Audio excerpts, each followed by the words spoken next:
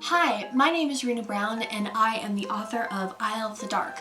Boulder Bookstore asked me to do an interview and quick Q&A, so that is what we're doing. So starting off, here is a brief synopsis of the book, and that is, it follows your main character, Ranger, who is a guardian of the people, and he protects them against a plague of monsters known as the Datsos. Well, suddenly he has to learn to put his trust in a Datso if he wants to ensure everyone's survival. So what was the inspiration behind my novel? It actually started out as a Christmas present to my brother. I had just written him a short story for his birthday and immediately wanted to write him another one, and I had just kind of created the two lead characters. And then I kept writing and writing and writing until it turned into a 410-page behemoth. I've revised it multiple times. The story's slightly different compared to the final draft from the first draft. So it was a project that evolved overall, but the root of it was I had just created two spontaneous characters to make for a short story for my brother. How do I go about creating the world that my book is set in? It's actually been fun because it's developed and evolved over time. Originally it was set like in our timeline, but then I realized that wasn't going to work. So I changed it into its own universe with its own, world and its own everything.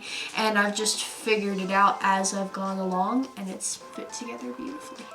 My writing process is a bit funny. I have to listen to music constantly. Whether it's just one earbud or both earbuds, I cannot focus if it is dead quiet. And I'll just sit down and I'll write for a few hours until I either need a break or if I need to gather some new ideas, but otherwise it's just whatever inspiration strikes me at the time. I know it's a little strange, but I don't actually read a whole lot. The next question is, what have I been reading recently? I've actually been reading a lot of Sherlock Holmes, and I just finished reading a manuscript for a fellow author who plans to have her book published very soon. Otherwise, I've just been more focused on editing and writing my next book. Is there anything else to know about the book?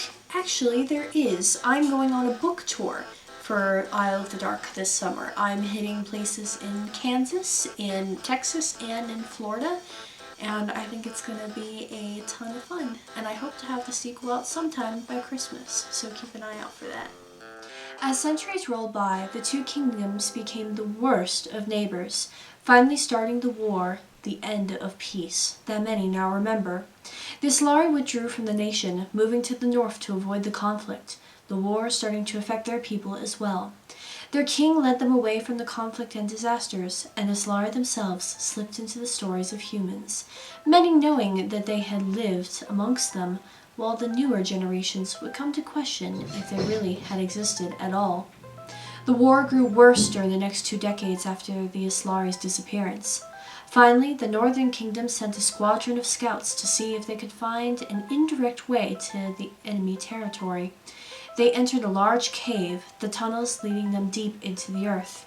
The leader of the small party was Bardoon, an individual who had trained to be a skilled soldier and had taught himself to live within the land. He believed that the cave they had found was capable of leading them straight to the heart of the enemy's territory. For days they marched in an endless cave system, taking twists and turns that only drove the men mad with anxiety, until, lost and with hunger driving each of them to turn against one another, Bardoon stumbled into a vast cavern. The walls rose higher than their city walls, and with rock formations carved with pride by clean streams of fresh water. The smooth rocks made slipping an easy feat, and the only sound of comfort being a steady, maddening system of drips that came from overhead. All of it seemingly untouched by any sort of life. How wrong they were. Bardoon was the first one to be heard, with a steady pace of astonished whoops and cries, hearing his own voice echo across the vast canyons. He appreciated the silence of his men behind him, feeling as if he was the one, the only one, who should get to celebrate upon finding this beauty. Although hearing himself, Bardoon and his men half expected to hear something, anything back.